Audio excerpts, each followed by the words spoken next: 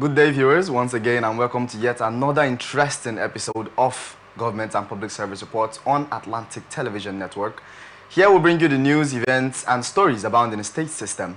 ATN's appetite for in-depth, unbiased, and factual reportage is the driving principle for this program in order to bring you activities happening in Port Harcourt to the doorstep of the people.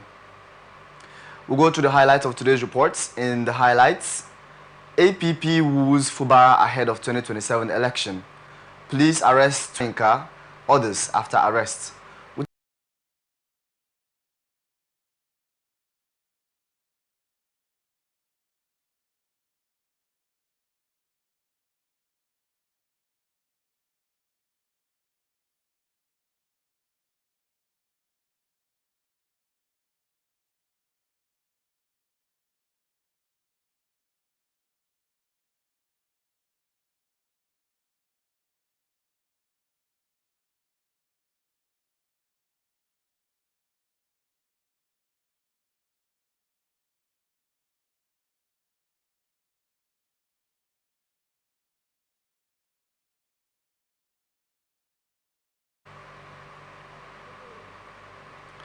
Welcome back, and now we go into the stories in details.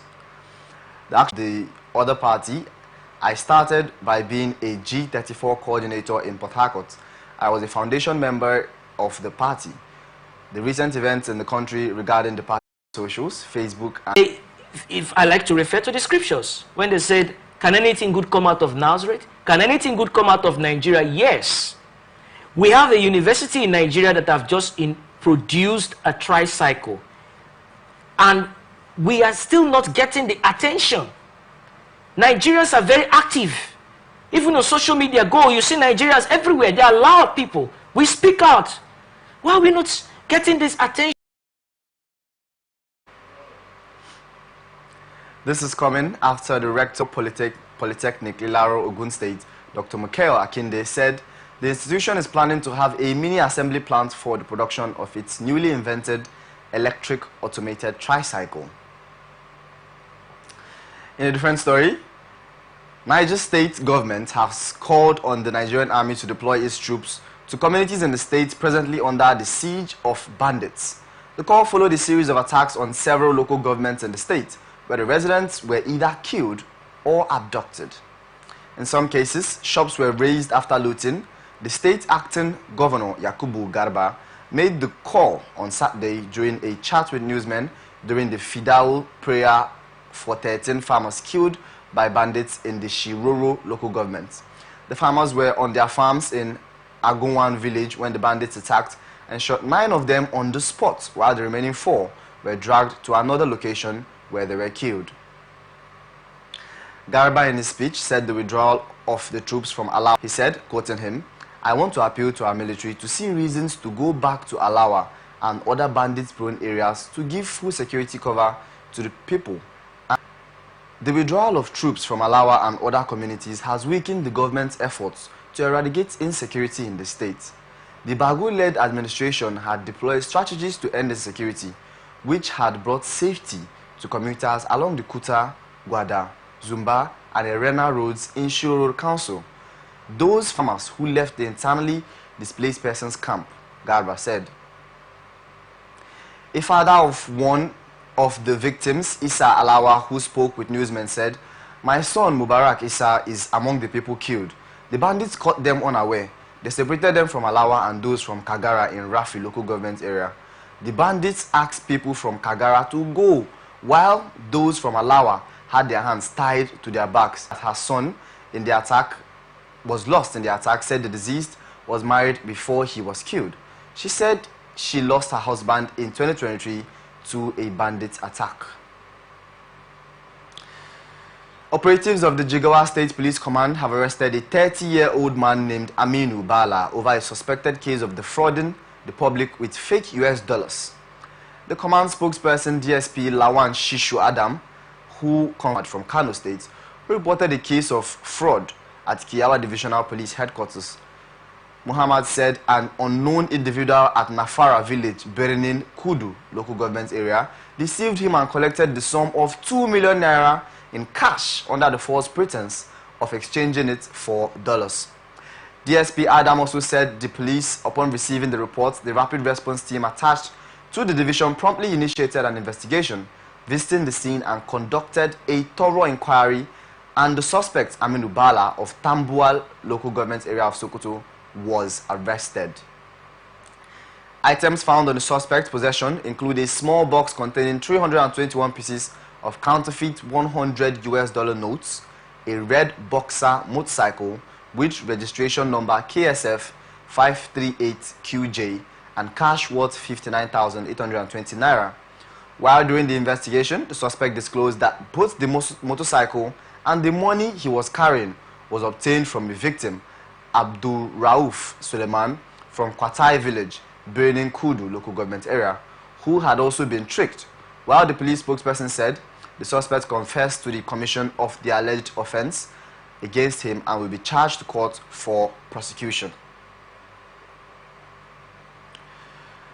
President Bola Tinubu will officially inaugurate the upgraded West African Container Terminal in Onne, River State, next week, Wednesday. The terminal operator disclosed this in a statement on Sunday. According to the statement, the unprecedented upgrade project, valued at $115 million, approximately 178.2 billion naira, commenced at WACT in 2021. It added that the terminal, operated by APM Terminals in Onne, River State, is Nigeria's largest and most efficient container terminal outside Lagos. The managing director of WACT Jet 2, Jose, remarked that the completion of the upgrade marks a significant milestone in the history of Nigerian ports. He said, quoting him, "We are pleased to announce the successful completion of the upgrade of our terminal at Onne Port. This will be a game changer for Nigeria, and we are thoroughly excited about it. The fresh investment of $115 million is a further statement to the trust and confidence that APMT has in the Nigerian economy and contributes to our purpose of improving lives for all while lifting global trade," Jose stated. WACT is Nigeria's first greenfield container terminal to develop under a public-private partnership model situated within the oil and gas free zone in Onne, River State. The terminal has become the premier gateway for accessing markets beyond the Lagos region and a vital conduit to eastern Nigeria's bargaining economy. On August 15, 2020, WACT made history when it received the largest container vessel over to berth at any Nigerian port. The vessel, Maersk Stoudhorn, measures 300 meters in length overall and 48.2 meters in beam, with a capacity of carrying approximately 10,000 20-foot equivalent units of containers. Operatives of the Department of State Services have arrested and investigated journalist Adejunwon Soyinka. Soyinka, who is a regional editor of The Conversation Africa, was arrested at the Murtala Mohammed International Airport in Lagos on Sunday. A distress message sent to reporters by one of his friends stated that Soyinka was picked up shortly after arriving in the airport.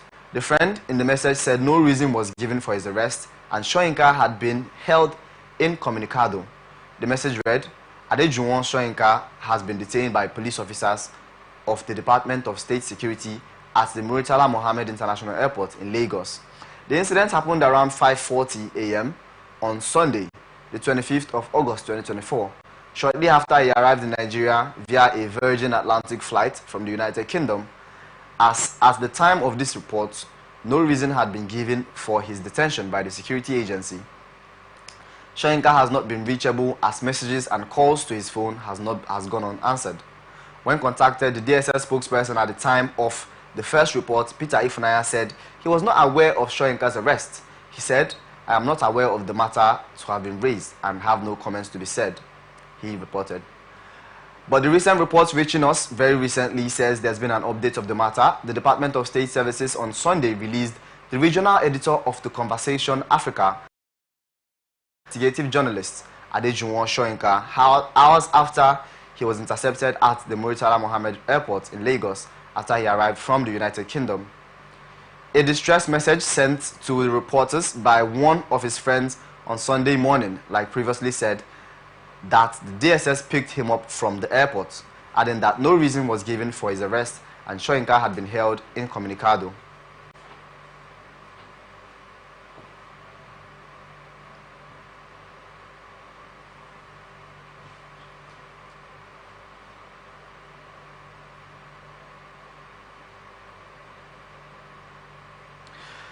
Federal High Court in Abuja has frozen 32 bank accounts allegedly linked to the recent end bad governance across Nigeria.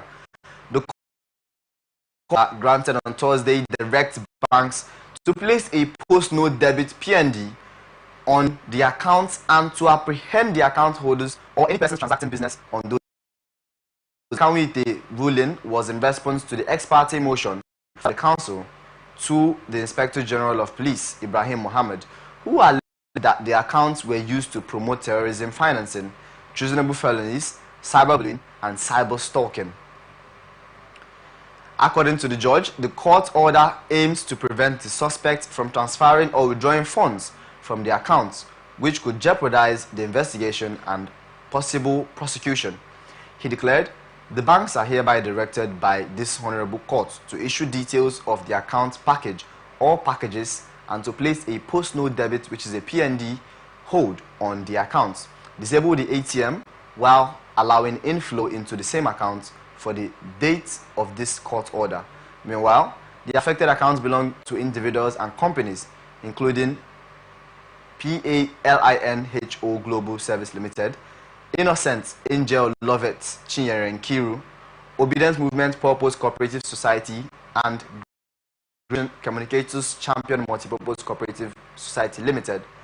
The accounts frozen involve a whole multitude of accounts, including Fidelity Bank's customers, Access Bank's, some Access Bank accounts, Abbey Mortgage Multipurpose Bank, FCMB Bank accounts, AG and G Mortgage Bank PLC, a UBA account, Eco Bank, Union Bank, Branch International Service Limited, Fair Money Microfinance Bank, Branch International Financial Services Limited, another UBA bank, a Zenith, New Edge Finance, First Bank, GTA, Wema, Branch International Services Bank, and a Fair Money Microfinance Bank, amongst others, including Akuda, Polaris, International Finance Services Limited, an OPay account, a PAMPay account finally. Earlier, Detective Gregory Woji, in his affidavit in support of the ex parte motion, disclosed that a preliminary investigation revealed that some of the being recruited by financiers to cause mayhem and destroy lives and properties. Foreign nationals were also allegedly involved in those unscrupulous acts, Woji stated. He said, preliminary investigations revealed that some of the suspects arrested were being recruited by financiers to cause mayhem and destroy lives and properties. It is in the interest of justice to grant these requests by freezing the accounts of the suspects and ordering their immediate arrest upon citing them, pending the outcome of the investigation and possible prosecution. Analysts have decried the poor approach of the federal government in handling the issues of the recent nationwide End Bad Governance protest in the country. Speaking on Atlantic Television Network program Atlantic Open Air, a political analyst, Govt&Public said, the federal government of Nigeria have failed in meeting up with its citizens following demands which prompted the recent nationwide protests. They didn't do anything as it concerns the handling of the... Ugochukwu also blamed the political issues in the PDP on injustice amongst party members. Before you come to River State, I want to ask the PDP governors a question before they begin to blame the federal government and the APC. They know the truth about what is fueling the crisis in the PDP. How has they made conscientious effort to resolve it? The gentleman agreement, whether it's shrined in the Constitution,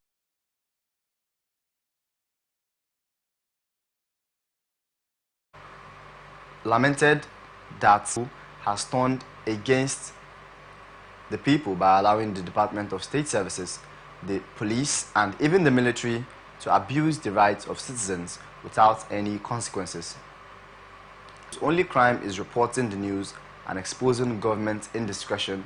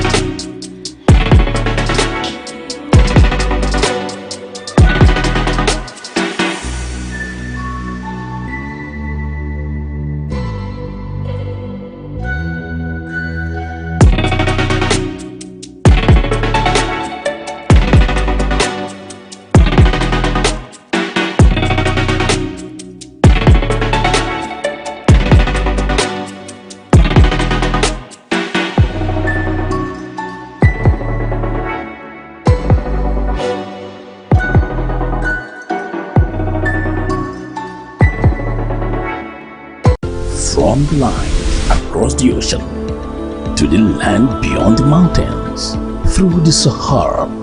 We bring on-the-spot news, live analysis, expert discussions on trending stories in politics, business, socio-economy, sports, and documentaries.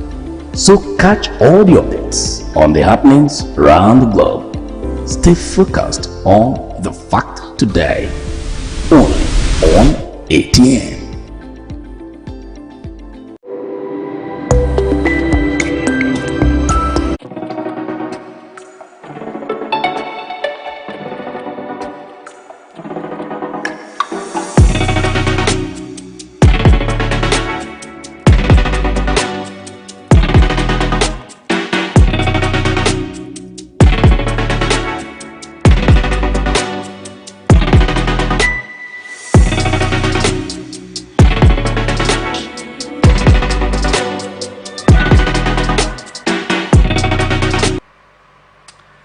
Welcome back to Government and Public Service Reports on Atlantic Television Network. Now to the rest of our stories. Representatives of state governments at the last Federation Accounts Allocation Committee meeting have bemoaned the decision by the federal government to save additional revenue for the payment of the new minimum wage. This development, which affected their revenue distribution from the federal committee, was received with opposing views when an update on statutory allocation showed that the government transferred a sum of 200 billion naira into the non-savings account at the August FAAC meeting, making a total of 595 billion naira. The Commissioners of Finance in Akwa Ibom, Dr. Linus Noah, Delta, Okenmo, Tilije, and Ekiti, Akintunde Oyebode raised the observation at the last FAAC meeting held in August 16, 2024.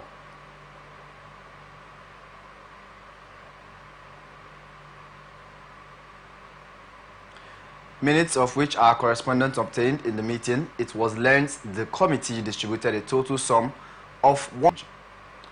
The minutes quoting the minister read, "Work on the new minimum wage is still in progress," adding that government had continued to dialogue with the organized labor and private sector with a view to reaching an agreement.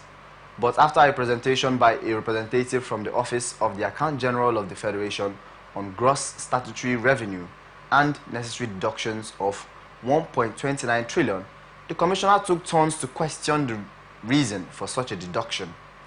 Reacting, the Commissioner of Finance, Akwa Ibom State, Dr. Linus Noah, faulted the move, stressing that the income should be shared in view of the current financial challenges faced by the state. Additionally, Dr. Noah, counterparts from Delta State, Okemmo Tilije, disagreed with the proposed idea of same to come, among which was payment of new minimum wage to Forum HFC Ekiti. Akintunde Oyebode stated that the authority should be allowed subnationals to decide, should have allowed subnationals to decide how to use those portions, as they were not benefiting from the interest on the saved funds. He stated that the time value of money was also a factor to consider in deciding to save for a rainy day. But the Permanent Secretary, Finance Minister Lydia Jafia, who acted as chairman on the meeting after Edun's departure, while noting the various contributions by members, overruled the decision and called for the adoption of the revenue distribution for the month. Recall that President Bola Tinubu signed the new minimum wage into law in July 29 after meeting with leaders of the Nigeria Labour Congress and the TUC, Trade Union Congress of Nigeria. This was after months of deadlocked meetings. Although the government is yet to begin implementation, organized labor has called for patience while expressing optimism that the process may be concluded by the end of August. The Deputy President, Nigeria Labour Congress Political Commission, Professor Theophilus Ndubuako, in an interview with reporters said, "We have no reason to suspect that deliberate delay in a real sense. Signing the wage is just a small component of the main activity. There is something we call consequential adjustments of finances, of course, that involves the calculation of the minimum wage from level 1, step 1. From there, we will move from the stage 1 to 13 all the way to level 16. So far, only Adamawa, Lagos, and Edo have claimed that they have begun paying the minimum wage. Meanwhile, the state finance commissioners have sought more clarifications on the federation's indebtedness to the Nigerian National Petroleum Company Limited, stressing that the company must begin to carry out its transactions independently as a company without recourse to the federation account. Stating their displeasure after a presentation by the chairman, Post-Mortem Subcommittee and Revenue Mobilization Allocation and Fiscal Commission, Ahmed Bello, Delta, Bayelsa, and Akwa Ibom State Commissioners said the oil companies must be transparent and accountable to its operations. Specifically, the HFC, Delta State, raised concerns on why NNPC Limited had to source for US dollars when the crude oil that was sold was being transacted in the same currency.